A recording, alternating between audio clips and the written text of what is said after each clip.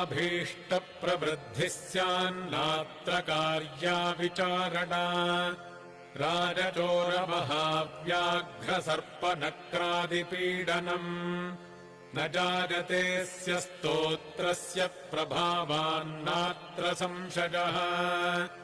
यो भक्त्या गुरुराघवेन्द्रचरणद्वन्द्वम् स्मरन् यः पठेत्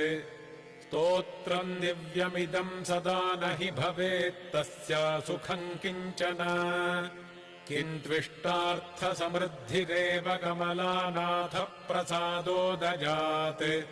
कीर्तिर्दिग्विदिता विभूतिरतुला साक्षी हजास्योऽत्र हि इति श्रीराघवेन्द्रार्य गुरुराजप्रसादतः कृतम् स्तोत्रमिदम् पुण्यम् श्रीमद्भिर्ह्यपणाभिधैः